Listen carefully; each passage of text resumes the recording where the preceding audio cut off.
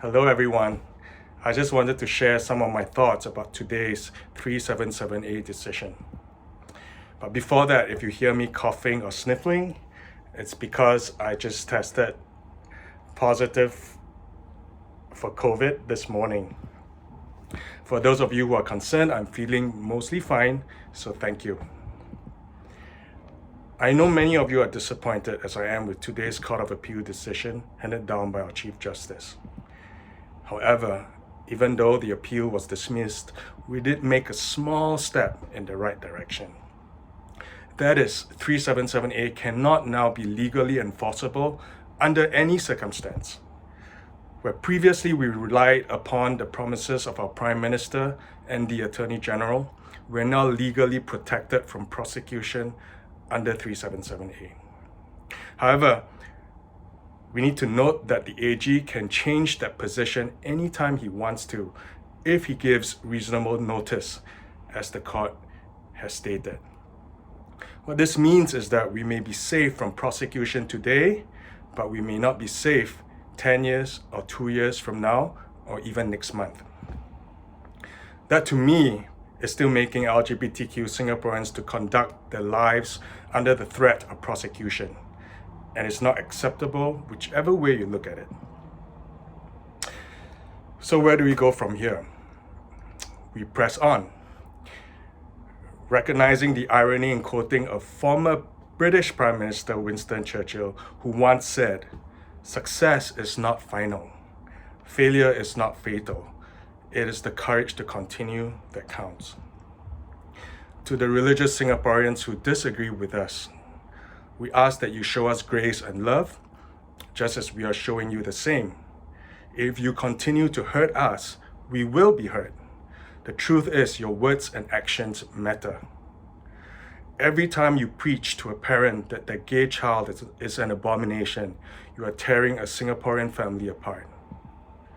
Every time you say, hate the sin but love the sinner, and then proceed to desecrate the pride flag that an LGBTQ-friendly Singaporean business has put up, you are inciting violence against us.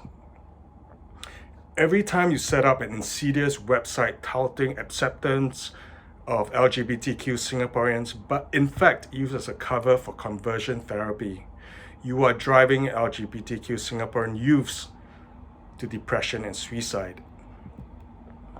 Instead, I ask you to sit down and listen to us, hear our stories, understand the reality of our lives.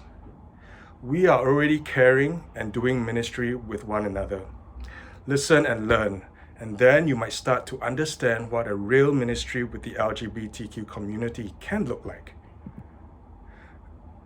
At this point, I would also like to address the trans community in Singapore. As your chosen family, we were supposed to have been your protector and your safe space. Instead, we have misunderstood you, ignored you, excluded you, ridiculed you, victimized you, and even driven you to despair and suicide. For these transgressions, we are sorry. I am sorry, because we need to be better. Whether that is to educate ourselves through diversity training, learning proper pronouns, or changing attitudes and mindsets, so we judge less and empathize more, we need to do right by you, and we need to do it urgently before more Singaporean trans lives are lost or destroyed. The last 2 years have been trying for everyone, to say the least.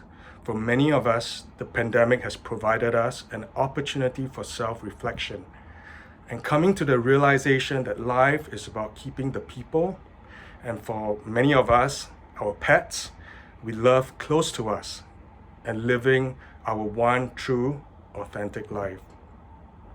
These are no longer lofty ideas, but essential for a well-lived life.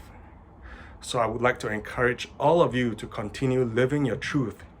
It is now more important than at any time to do that. It does not have to be through big and grand gestures, but smaller ones, such as holding your partner's hand while walking down the street, or coming out at school and work or to your church friends if you feel safe doing so. These little acts tell the world who you are, but more importantly, they reinforce your identity in your own heart and mind. Being brave is not about acting without fear. It is acting in spite of it. It is embracing the discomfort. Let there be no doubt that things are changing and will continue to change as long as we are courageous, as long as we are persistent, and as long as we keep the faith. Thank you all for your support. I love and appreciate each one of you, and you will be seeing me around. Bye.